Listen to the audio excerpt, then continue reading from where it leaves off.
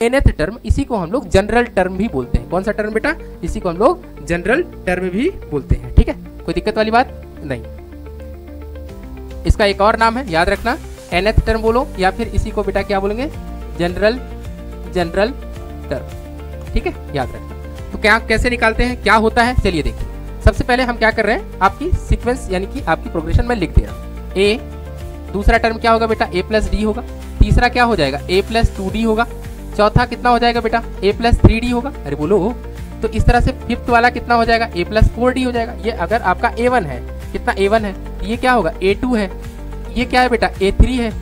ये क्या है बेटा? a4 है कि नहीं है? ये क्या होगा बेटा? a5 होगा। तो ऐसे करते करते आप जरा ऑब्जर्व करो कि जब आपसे कहा गया फोर्थ टर्म, कौन सा टर्म बेटा? फोर्थ, चौथा वाला टर्म कौन सा, देखो जरा ध्यान से, फोर्थ। तो कितने डी लिखे गए हैं? कितने डी लिखे गए हैं? तो आपको सर 3d लिखा गया है, यानी जितने नंबर ऑफ टर्म थे उससे एक कम डी लिखा गया है। यानी सोचो, अगर मैं कल को आपसे कहूं कि बेटा a25 बताओ कितना होगा, तो आप कहोगे अच्छा सर ने कहा था कि जितने टर्म बोले जाएंगे उससे एक कम डी लिख देना है a के साथ। ठीक है ना, a के साथ, यानी a लिखा प्लस में एक कम करो मतलब 25 था, एक कम कर दो 24 हो गया, तो 24 डी लिख दो, यही क्या हो जाएगा आपका? a25 मिल जाएगा। क्लियर हो गया?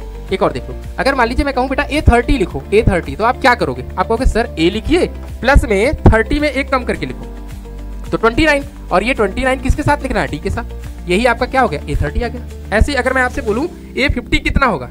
a50, तो आप क्या बताओगे? सर a लिखिए पहले, तो पहला टर्म तो लिखना ही लिखना है सर। हाँ बिल्कुल लिख लिया बेटा। अब क्या लिखूं बेटा? 50 है ना, 50, तो 50 में एक कम करिए सर जी, 50 में एक कम कर देंगे तो 49, और उसके साथ में क्या लगा देना? डी लगा दीजिए। यही हमारा क्या हो गया?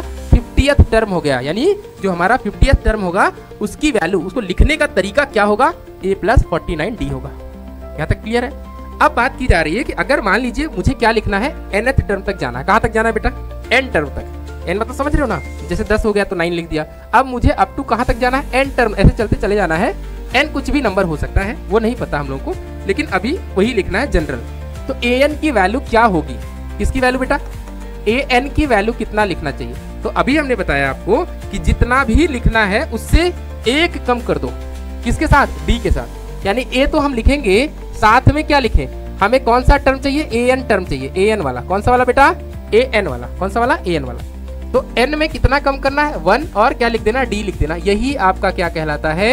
यही आपका जनरल टर्म कहलाता है, या nth टर्म, या इसी को क्या कहते हैं बेटा?